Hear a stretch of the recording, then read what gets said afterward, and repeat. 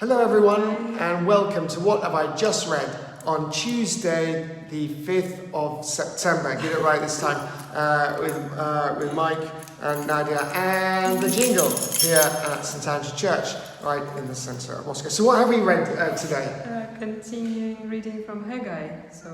Right, and we start with this guy with a great name, Zerubbabel. Zerubbabel, yeah, I remember Malcolm always said this is his favourite name. I mean, it's Malcolm's favourite name. That's great. Wow, Malcolm, we got your favourite guy, Zerubbabel. But he is from the house of David, isn't he? He's an important person, right? As I understand. Yeah, I watched that little video yesterday. Yeah, it was amazing. It was a great video, actually. It's amazing. We should try and put it in the link down below, because I just found this amazing resource of all the all the books of the Bible. You can go back, explained in about 5 minutes with this amazing graphic description as well. It's really cool. I think it's possible to find it on YouTube because Yeah, I think it's called Bible Project. Exactly, Bible Project. Yeah. They're really cool. Yeah, Bible Project, exactly, on YouTube. They have lots of videos actually. They've got 350, and this was a series based on the books, which is with animations. And it's actually really, really helpful. Anyway, but they said Zerubbabel is from the house of David, and he's an important person because, of course, Jesus comes from the house of David. Yeah, so he leads the people back from Babylonian captivity. So he leads them back to Jerusalem, to Judah. So, Great. And they're together with Jehozadak, who is Joshua, son of Jehozadak, the high priest. So Right. God is addressing them through Haggai, and they listen to him. And they rebuild the temple. And they rebuild it. Yeah. But isn't there a thing here? It's like at some point God says, God is at Haggai. He goes, "Hang on a moment. Is there anyone here who saw the temple that was made before? How does it look to you now? Is it not in your sight as nothing?" I love this. It's like, hang on a moment. This temple isn't as nice as the last one. I like the old one. But at the same time, then comes the very reassuring phrase that keep working, I'm with you, do not fear. Right. It will be even better than it was. His glory will be even greater. So I think it's very, very promising and very uplifting. And isn't that bit about it's going to be even bigger and better and greater? Isn't that actually a prediction of Jesus? I thought so. Yeah. Yeah, because later when Jesus was on the cross, and then this temple, Solomon's temple, I think it broke into two, and they say that the power from the temple went into the cross. Right. And that's why we have this power. And then actually Jesus is there's a very ancient video on this, but actually then Jesus kind of himself becomes the new temple. Yeah, exactly. It looks like it's a and so exactly, so that looks like this is a prediction of Jesus' coming. And Ferry always says great stuff. So today we see people being obedient to God's word, and God help them. They stir the spirit. Wonder how it would feel to build the house of God. I like that actually. Yes, there's this idea that they're being kind of filled with the spirit of God to go and make things. And when God said, "Shake heaven and earth, shake nations, and bring all treasures," how would you think He meant? From miracles, which someone brings the treasures all through the people facing other nations. I think it's about, it's towards the end where we thought that it's this indication to Jesus coming later. So exactly. That's kind of the way I feel about it. Exactly, because he's like, you're going to get a temple that's mightier and more amazing than anything that's and ever. It's for all nations, not just. Right, exactly, for everyone, and not just the chosen people, which is great. Yeah, it's great reading. And then we move on to Mark.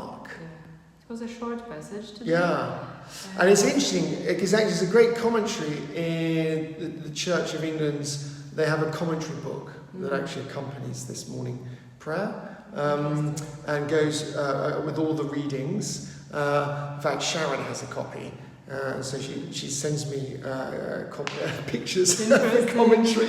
There's a really good commentary today because this particular healing is only mentioned in Mark, and what's interesting, it's a partial curing. It takes 2 steps. You see, he gets partially cured, and he can't. It's not. He can only see people like trees. Then Jesus lays his hands on his eyes again, and he looks intently, and his sight was restored, and he saw everything clearly. And the commentary says something very interesting, because there's another healing of a blind a bit later on, and between these two healings there is a discussion about discipleship and what it is, and who Christ is, and what it is to follow Christ. And there's this idea, which I think is really interesting, is the way these passages are laid out isn't just coincidental, but in fact in the first one, people don't really hear this healing of the blind guy. He doesn't fully come to sight. He doesn't fully come to understand, and doesn't see, in a way, what Christ is. That he's the Messiah, and what it is to be a disciple, and the cost of following him. But through the teaching of Christ, it becomes clearer and clearer. And by the time we get to the second healing of the blind guy, he's restored fully, instantly, and sees everything crisply. Whereas the first guy, he sort of can't quite see. It's a really interesting thought there. And is that second one also in Mark? The second one is also in Mark, yes. And the commentary very specifically said the structure of the story is not insignificant, in the sense that we have a healing of a blind person. It takes a second attempt to heal him, to make him see. Then there is this discussion about discipleship, the cost of following Jesus, because the disciples always a little bit don't quite get it. And it's like, what?